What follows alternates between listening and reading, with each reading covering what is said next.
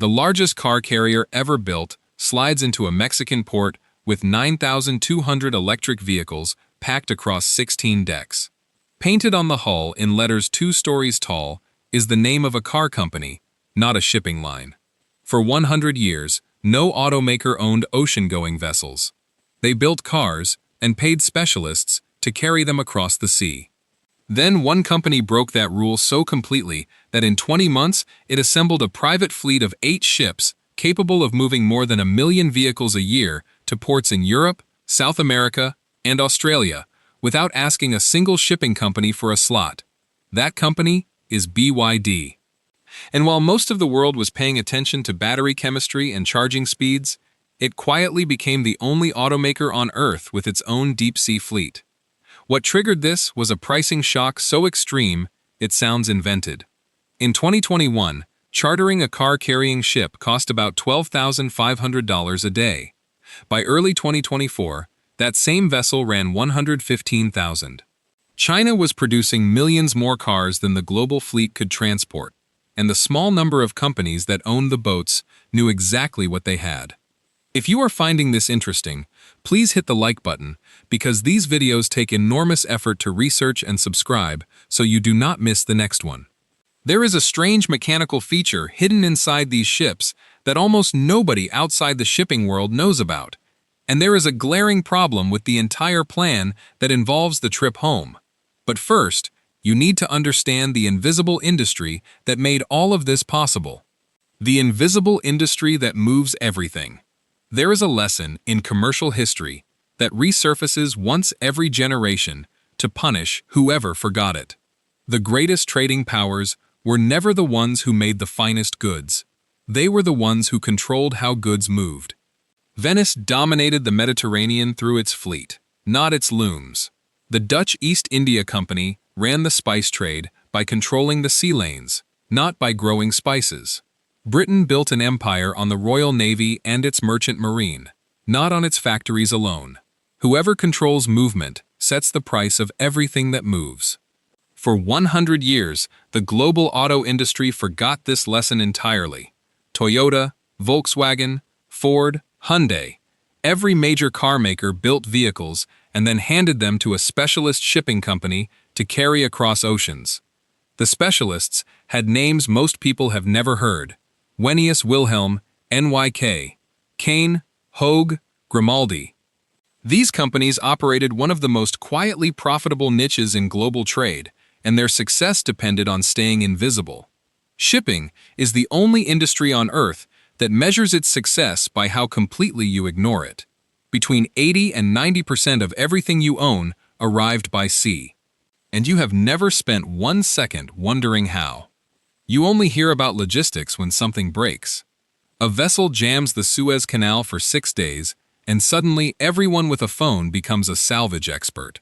A drought empties the Panama Canal, and casual observers develop strong opinions about water levels. Then the crisis passes, and shipping vanishes from your mind again. That is by design. Within that invisible world, the corner that carries finished vehicles is even more hidden. You cannot efficiently ship a car in a standard shipping container. Chinese exporters tried for years. The vehicle gets strapped down, wrapped in protective material, and you are paying to transport empty air around it. The damage rate is ugly, so the industry uses ROW, short for roll-on, roll-off. A ROW carrier is essentially a floating multi-story parking garage. Flat decks linked by internal ramps with a stern door that drops onto the dock. Cars drive aboard under their own power, one by one. No cranes, no containers, just a long line of vehicles and crews with clipboards. The arrangement between car makers and shipping companies was stable for decades. Car makers got flexible capacity without owning expensive steel. Shipping companies ran complex operations across dozens of trade routes, mixing cargo types and directions so that decks stayed profitable no matter which way the ship was headed. They held advantages that went beyond the vessels themselves. Berth priority at congested terminals, relationships with port authorities built over generations, pools of experienced crew, insurance histories that made underwriters comfortable.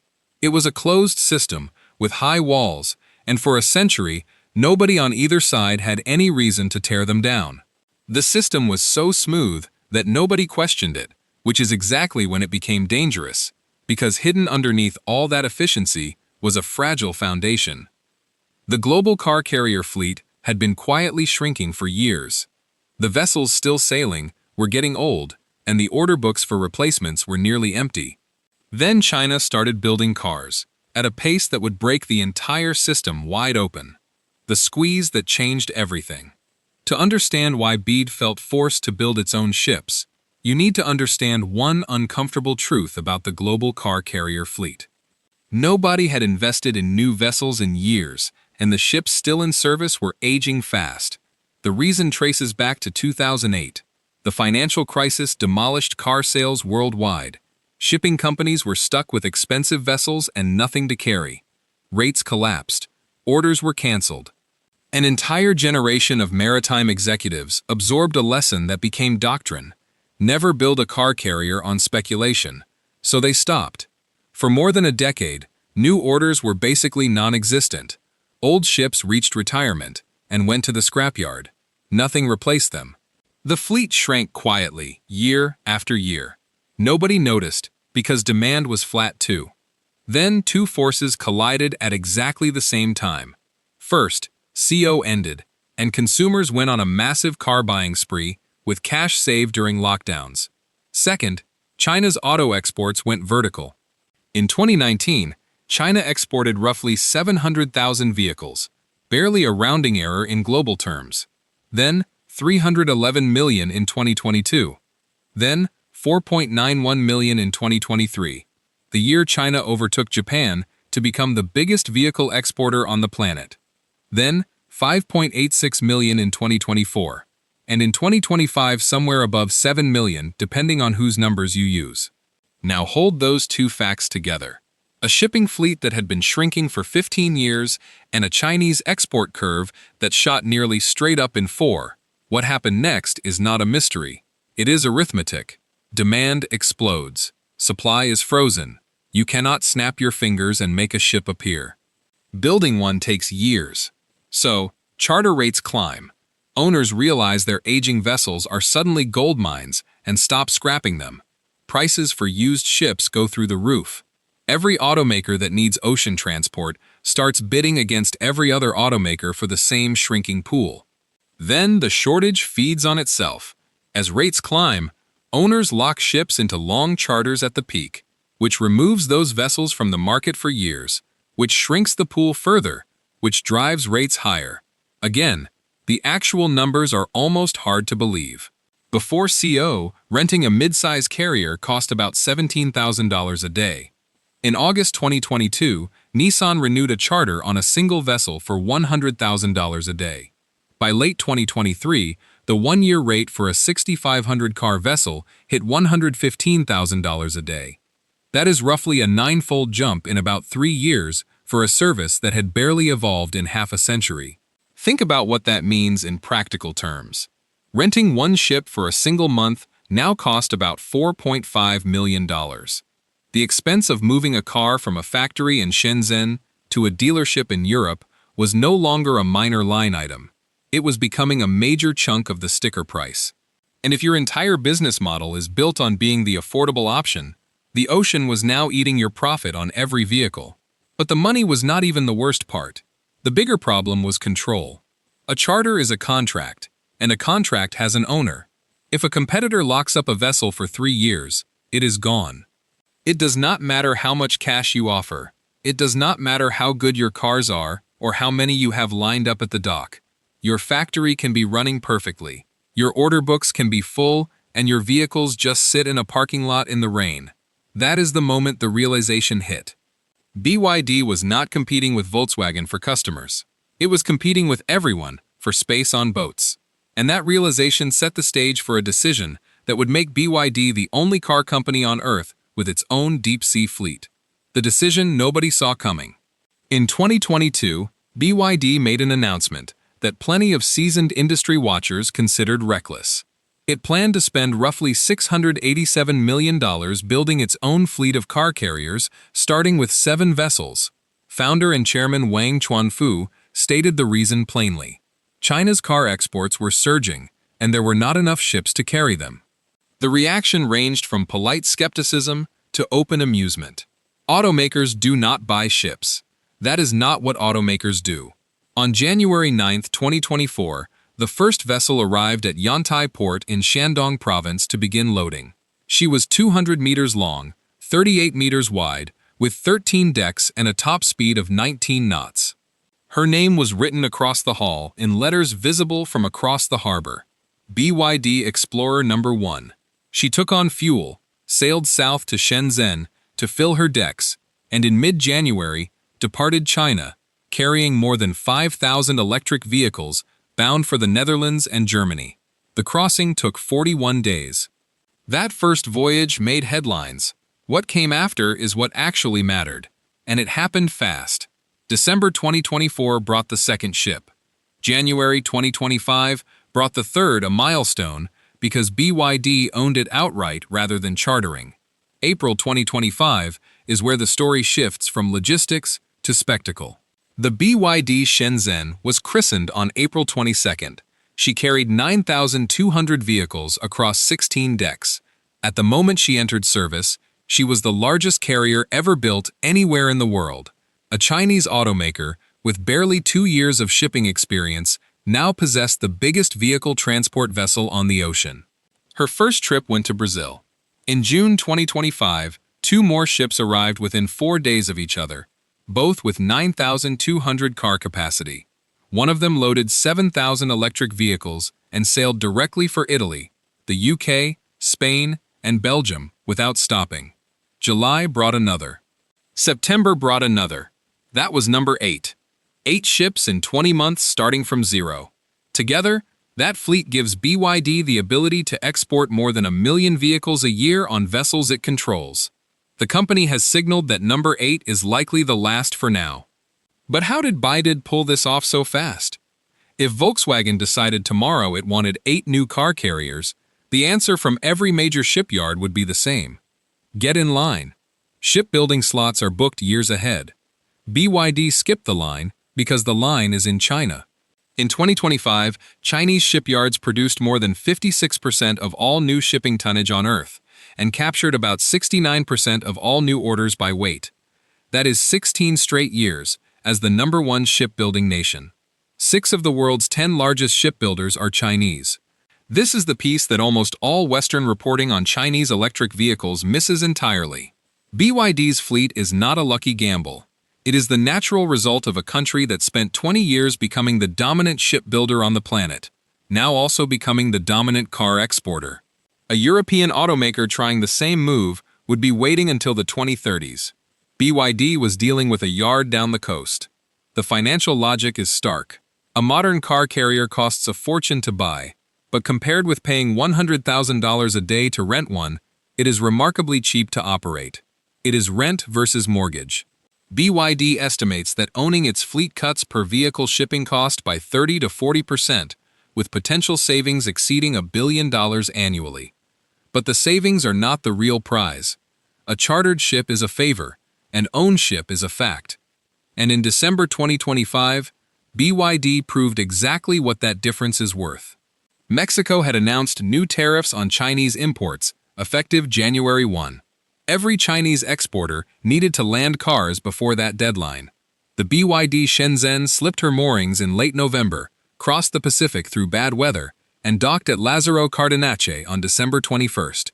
11 days to spare. Millions in duty avoided. Not one phone call to a shipping line. But before we get to the flaw at the heart of this plan, let us climb aboard and see what is actually inside these vessels. Inside the hull of a floating car park. The interior of one of these vessels is genuinely strange.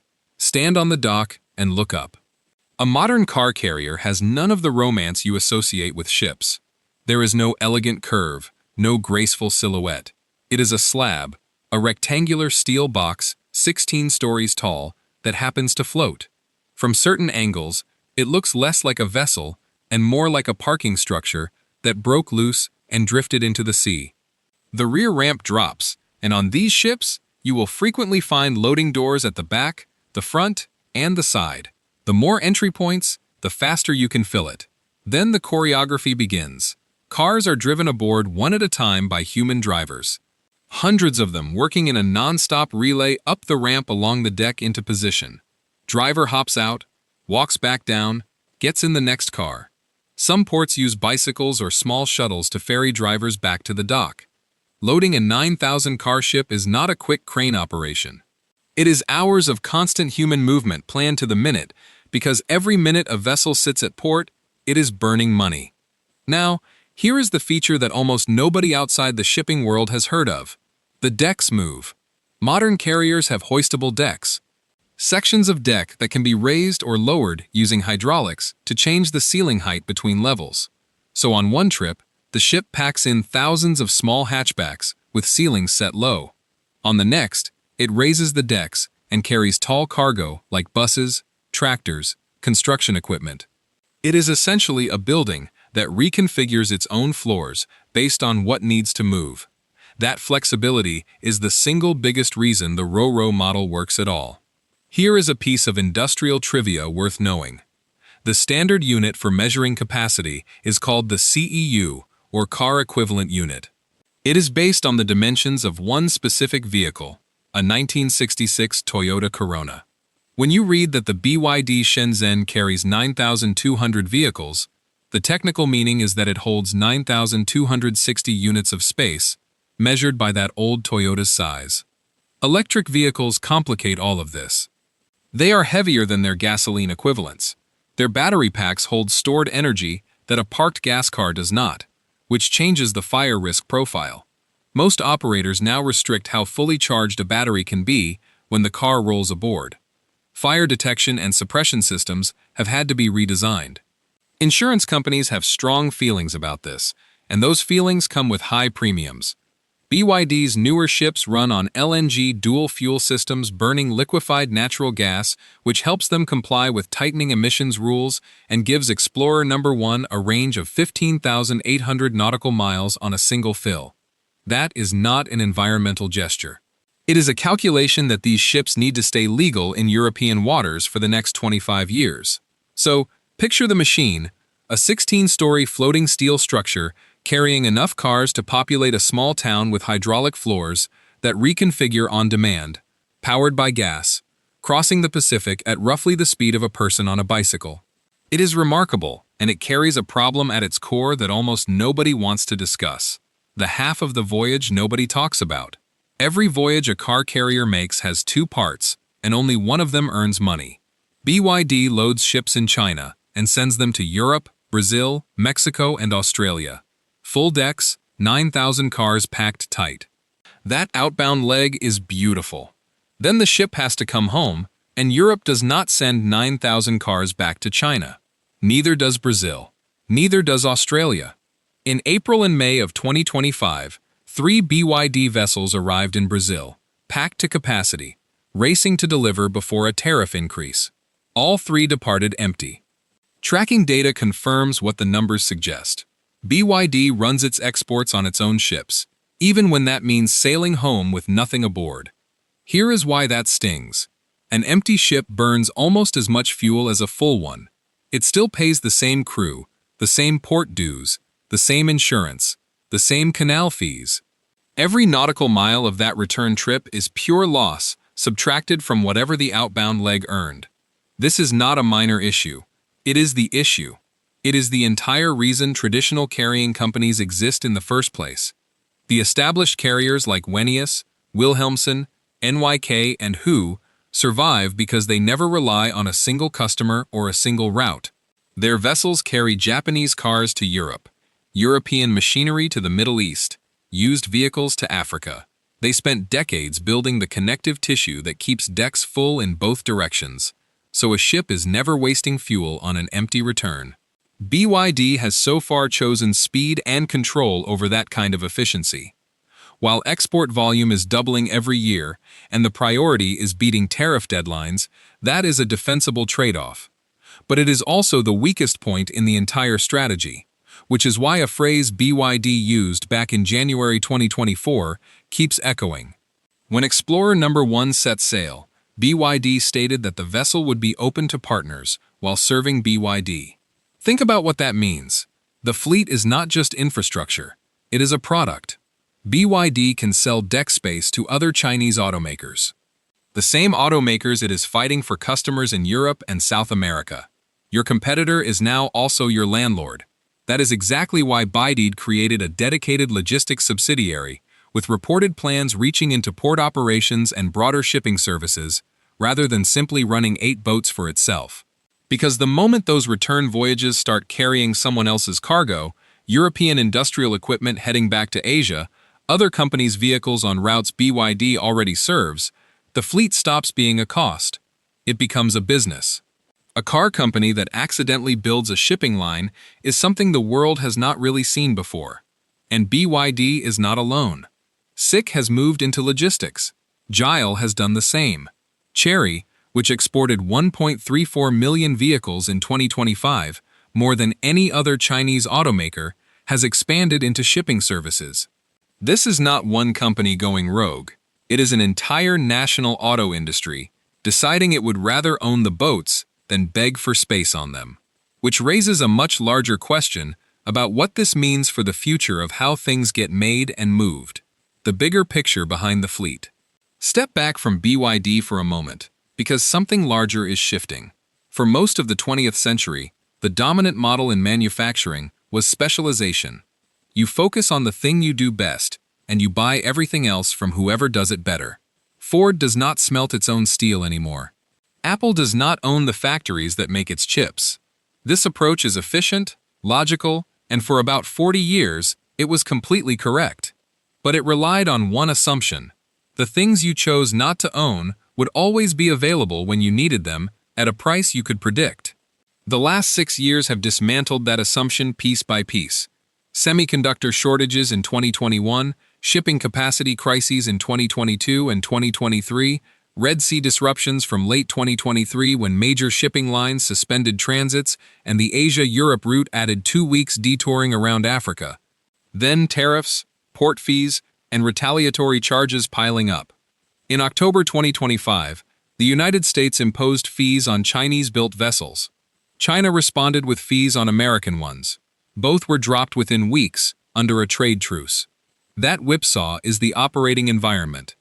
Now in that environment, the calculation inverts. The new model is not about specializing. It is about controlling the product from raw material to showroom. The lithium, the battery cell, the semiconductor, the motor, the body, the ship, the dealership. BYD is the most complete expression of that idea operating anywhere on Earth, and the fleet of ships is the piece that makes it visible. You can debate battery chemistry for hours, but a 200-meter vessel with your company's name on the side is not an abstraction. It is the argument made out of steel. There is a strategic layer here worth stating plainly. Controlling freight has always been a form of power. An industrial power that owns the means of moving its own goods is far harder to pressure than one that rents them. That holds whether the pressure comes from a tariff schedule, a shipping cartel, a conflict, or a storm. BYD is not alone in working this out. Chery, SAIC, and Gill have all pushed into logistics. This is a whole industry deciding it will no longer wait for permission. Now there is a real counterargument. A ship is a 25-year commitment. BYD has poured enormous capital into a bet that export demand stays strong for decades. And nobody, including BYD, can predict the market that far out. Owning a fleet looks brilliant during a shortage. During a glut, it looks like a giant pile of fixed costs you cannot offload quickly. Rates have already dropped sharply from their peak, and analysts have been openly discussing the possibility of too many ships chasing too few cars by 2026. If that happens, chartering gets cheap again, and the companies that stayed flexible look smart. The tariff landscape is also a moving target. The European Union placed duties on Chinese electric vehicles in 2024. Washington has proposed fees on foreign-built carriers. Rules can shift faster than you can reroute a ship.